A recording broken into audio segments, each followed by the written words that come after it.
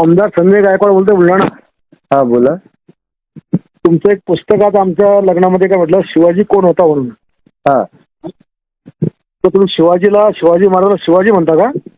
ते एकेरी नाही आहे, गोविंद पानसरेंचं पुस्तक आहे ते.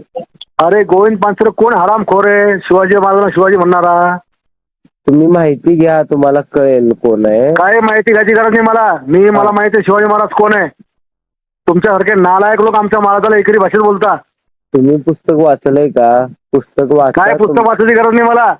शिवाजी कोण होता तुला याची गरज काय? मी काय सांगतोय की अनादर करण्यासाठी नाही लिहिलेलं, तुम्ही पुस्तक वाचा. तुम्हाला आम्ही पुस्तक नाही, आम्ही पुरा इतिहास वाचेल. आम्ही मराठा आहे, त्याचे वंशज आम्ही. छत्रपती शिवाजी महाराज कोण होते हे लिहि ना तू.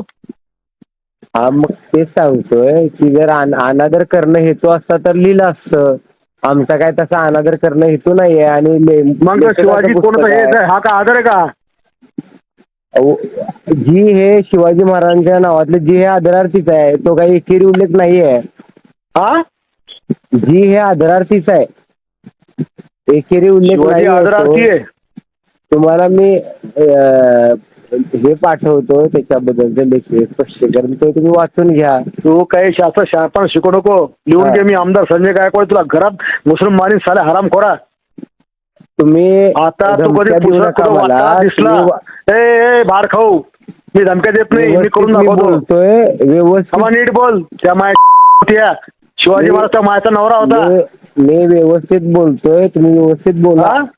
मी व्यवस्थित बोलतो. तू शिवाजी लिहिलं कस का चूतमारीच्या? ते सांगतोय मी व्यवस्थित बोलतो. बोला. तू राहायचो कुठं तू हरामखोरा? मी कोल्हापुरात राहतो. तुझ्या घरात घुसून मारून तुला मी महादर सुद्धा